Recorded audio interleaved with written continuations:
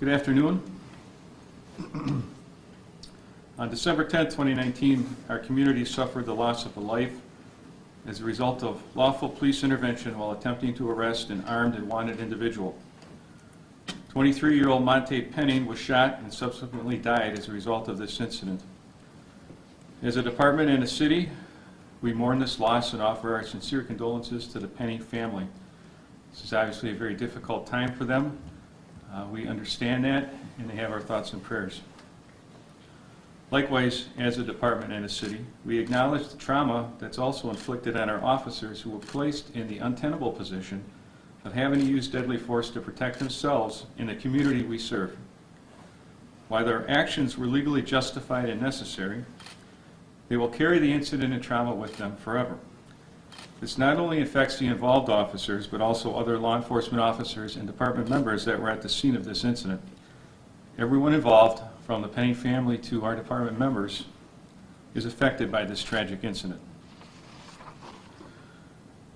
I would like to personally thank our excellent Beloit community for the support and trust they place with our department on a daily basis, but most importantly during this most tumultuous time. Additionally, I'm grateful for the support and thoughtful input provided by our elected and appointed officials. Following the decision by District Attorney O'Leary earlier today, the department has, for the first time, received the investigative file. The firearm possessed by Mr. Penning has been connected to several other violent firearms crimes that occurred in Beloit in the 30 days leading up to this incident, as noted by the District Attorney. And once we've had an opportunity to fully review the file, and fully complete the investigations on those other crimes, we'll be able to report more out to you on that. Just to go over the timeline again and how this incident, what's been going on since then. As we previously described, subsequent to the officer-involved shooting, the Wisconsin Department of Justice, Division of Criminal Investigation, took over the investigation pursuant to state law and our department policy. DOJ DCI, along with Wisconsin Regional Crime Lab personnel, responded expeditiously to the scene and spent significant time investigating this incident to ensure a thorough and complete investigation was conducted and all evidence was tested and evaluated. We thank them for their efforts and commitment in this investigation. On December 19, 2019, I met with a group of community stakeholders here in Beloit to inform them of the statutorily required investigative process and provided information for them to review and pass along to others as the investigation continued. My personal thanks to those individuals for their partnership, objectivity, and restraint. I am well aware that their willingness to meet and understand the process, along with the responsible messaging, was a key piece in alleviating initial community concern. On December 28th, 2020, 49 days after the shooting, DCI completed their investigation and presented that to District Attorney O'Leary. Today, 59 days after the incident, he issued his decision, finding that our officers' use of force was lawful and reasonable, and that they acted in self-defense and within their statutory authority as law enforcement officers. Reviews of this nature place a great burden on our prosecutors as well. We appreciate his thorough and thoughtful review of the matter. Subsequent to this decision, our officers that were involved will be placed back on full duty status. The department will now conduct an administrative review of the incident pursuant to our policy, looking for training and or any substantive policy issues related to the use of force and address them accordingly. This review will be completed in the next several weeks, and we will report out to the community on those findings. Officer-involved shootings, while they rightly receive enhanced scrutiny and community concern, are not commonplace, especially here in Beloit. Our officers successfully resolve conflicts with little or no force required on a daily basis. In 2019 alone, our department responded to 54,479 calls for service, resulting in 3,555 arrests. Use of force was only needed 117 times in all of those calls for service. In over 54,000 calls, that's 0.2%. That is less than 0.5% of all calls for service. Over half of the 117 incidents were nothing more than stabilizing the arrestee, meaning it was simple putting the handcuffs on and stabilizing someone so that they didn't try and flee or get away. So again, relatively no use of force by our members on a regular basis. Additional use of force data is available for public consumption on our website. You can go to the Police Department website and click on Beloit Police Department Police Data Initiative, and you'll see a breakdown by year of our use of force, and then there's a summary for 2019 that categorizes this in a little more detail.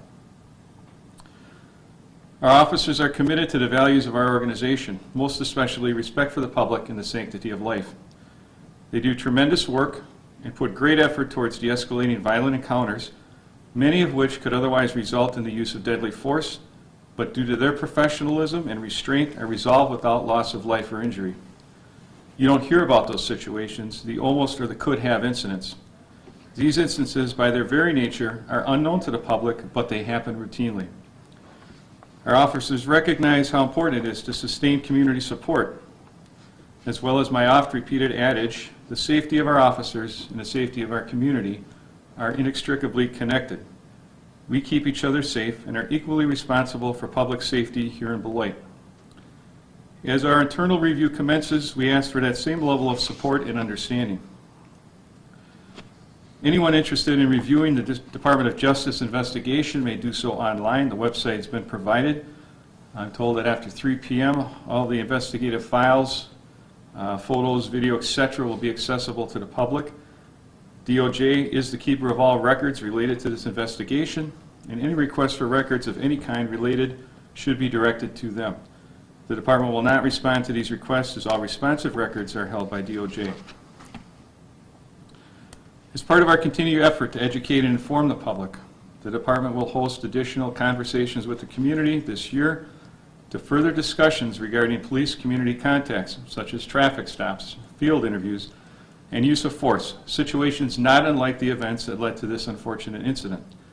These conversations are important in eliminating confusion and mistrust as to citizens' rights and the legal parameters of our officers during such contacts. I encourage our community members to attend and participate so that together we can prevent future tragedies from occurring. Once we have a date, we have an open invitation for the Merrill Community Center. Once we have a date and time confirmed, we'll message that out to the public, and we anticipate at that particular meeting to not only cover basic use of force, but also provide an update on our administrative review and the case in general. In closing, please keep the Penning family and our department members in your thoughts and prayers, and we'll keep the community updated as we progress. I'll take some questions. Chief, could you describe the department's policy on the use of body-worn camera by officers? Sure.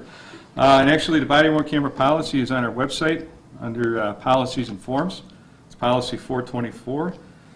And I did watch the district attorney's conference, and I know there was a question regarding Detective Adams. So, by policy, Detective Adams did not have to have a body camera at that particular juncture. And in fact, what I know about that particular incident, which was not divulged, is because I worked that day, was that Detective Adams and Officer McMahon were actually in training at the range and were on the way back to start their regular tour duty when this incident unfolded.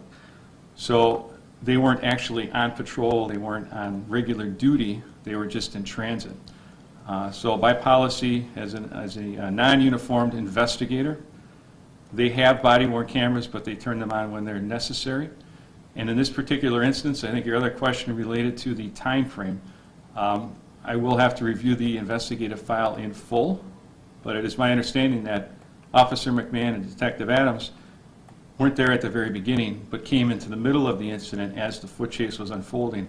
Therefore, a very precarious situation in which Detective Adams, rather, when he jumped out to assist other officers, did not turn the body cam on. And our policy is very specific on that as well in terms of this here. At no time is a member expected to jeopardize his or her safety in order to activate a portable camera or change the recording media. So, again, what I know about this situation without reading the full file, just to provide proper context, but there's no indication that anything was amiss there, although we will give that a full review.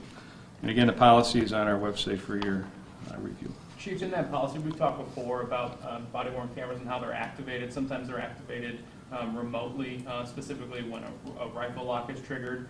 Is that not the case for handgun locks? Yeah, well, actually, you are correct. Our body cameras trigger automatically by the activation of squad lights, the activation of a taser being pulled out, or the siren being activated on the squad. Or, I'm sorry, the taking out of the rifle.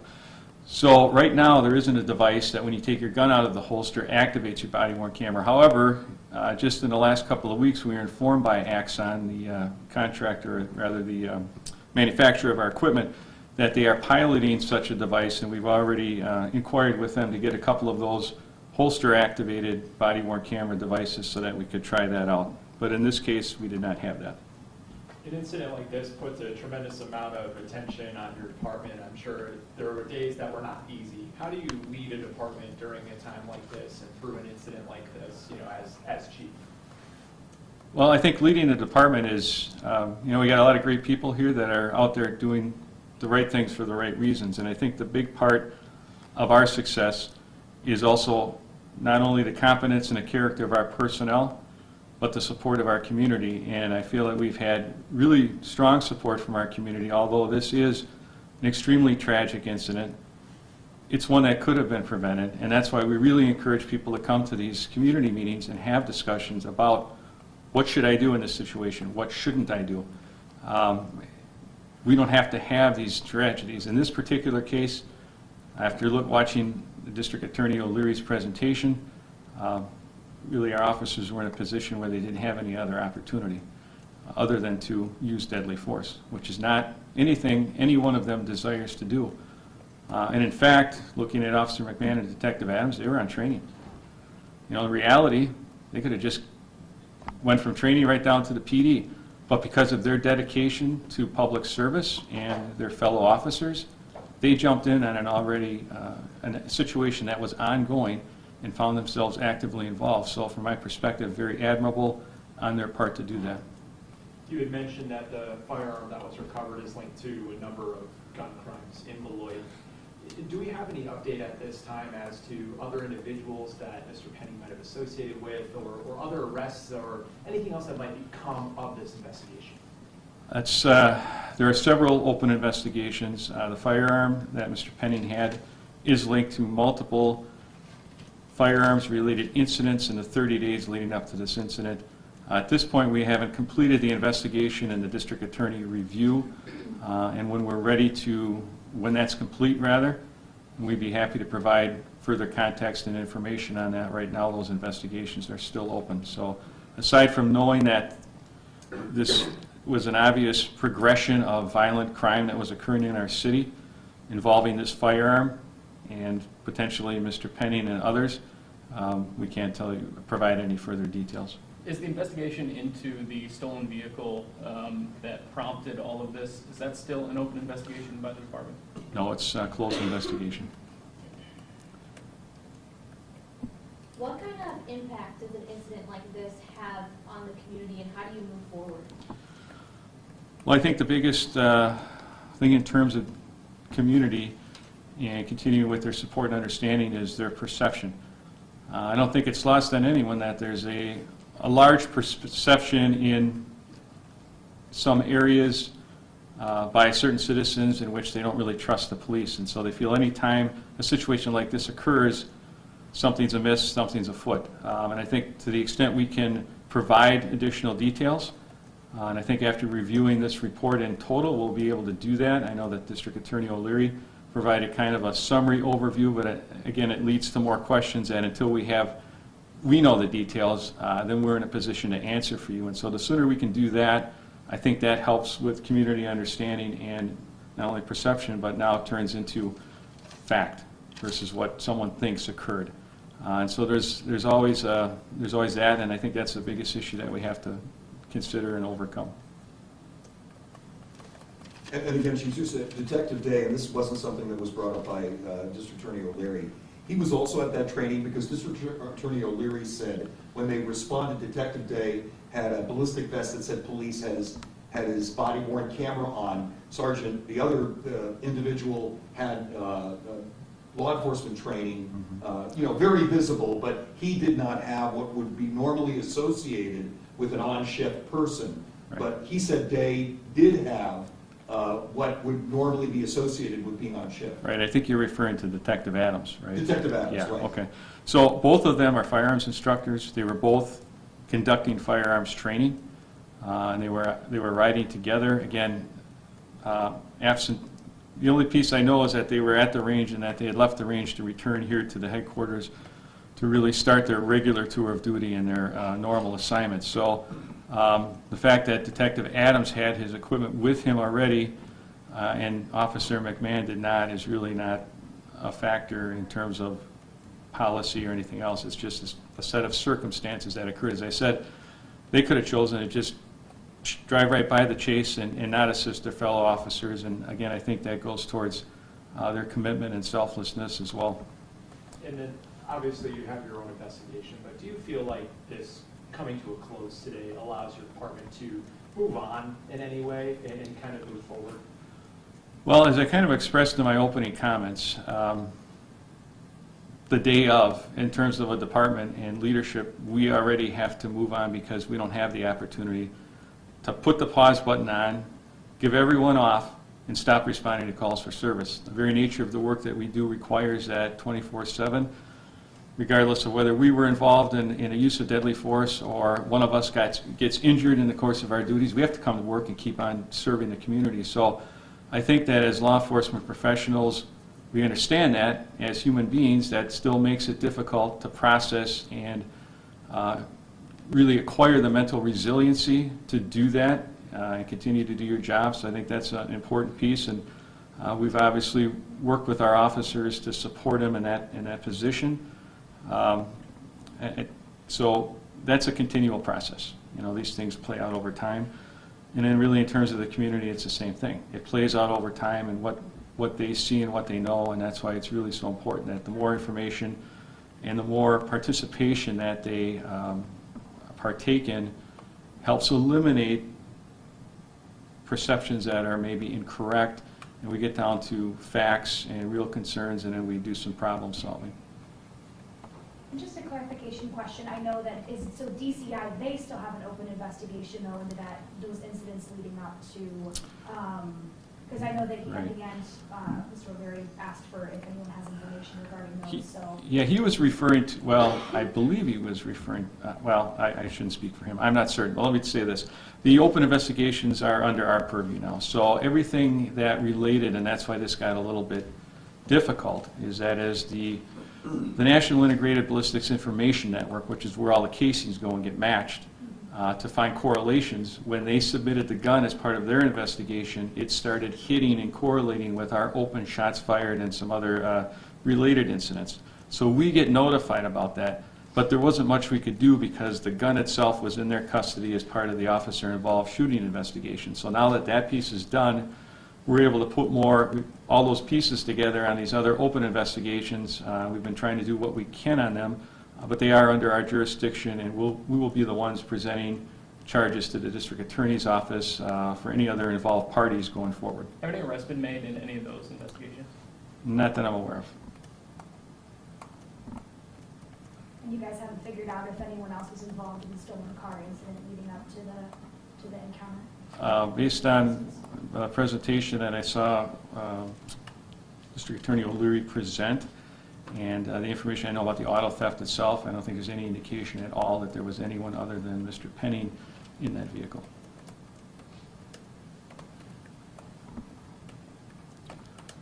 Okay, thank you very much. Thanks, Chief. Thank you.